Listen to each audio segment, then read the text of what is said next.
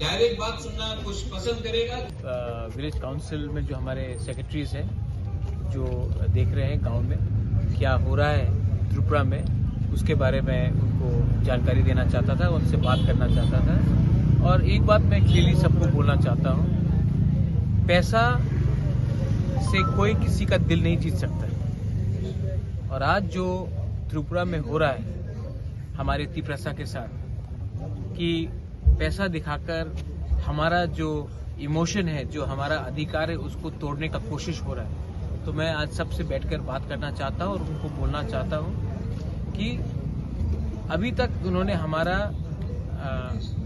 शांति और प्यार का वातावरण देखा था, लेकिन अगर इन्होंने हमारे इमोशन के साथ, हमारे अधिकार के साथ, हमारा भविष्य के साथ, हमारे तिप्रसा का जो भविष्य है उसके साथ खेलने का कोशिश किया, तो तिप्रसा और बुबाग्रा हर गांव में, हर गली में, रास्ते में इनका काउंटर करेगा। ये फाइट, ये जो हमारा फाइट है, हमारा अधिकार का फाइट है, जो जमीन का फाइट है, जो लैंग्वेज का, कॉकबोरोक का, स्क्रिप्ट का फाइट है, ये कोई पॉलिटिकल पार्टी का फाइट नहीं।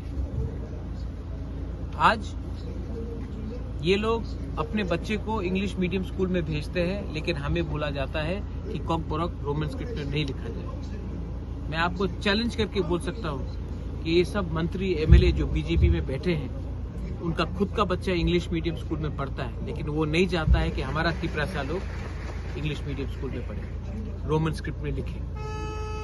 आज अगरतला में इलेक्शन होता है, असेंबली में इलेक्शन होता है, लेकिन गांव में हमको गरीब रखा जाता है, गली डीसी काउंसिल इलेक्शन नहीं करके, क्योंकि ये चाहते हैं कि हमको दबा के, हमको भिखारी बनाकर, हमको तोड़ के ये लोग राज करें।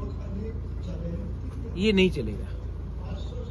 और मैं अपने विलेज काउंसिल को बोलना चाहता हूँ, हमारे विलेज लेवल सेक्रेटरीज को बोलना चाहता हूँ, जोनल चेयरमैन को, एमडीसीज को बोलना चाहता हूँ, ईएम्स को बोलना चाहता हूँ, एमएलएस को बोलना चाहता हूँ। अब टाइम आया है दिखाने के लिए कि हम लोग सैंक्राक भी हैं, हम लोग रेडी हैं। और ये जो उस दिन मैंने बीजेपी का स्टेट प्रेसिडेंट का स्टेटमेंट देखा, मंच में शुक्ला बैठा है, मंच में आईपीएफटी का सीनियर लीडर्स बैठा है, और ये लोग बोलते हैं टिप्रालैंड होबे ना, टिप्रालैंड होबे ना। एनसी देव वर्मा के सामने उनका हिम्मत होता है ये बोलने के लिए? नहीं।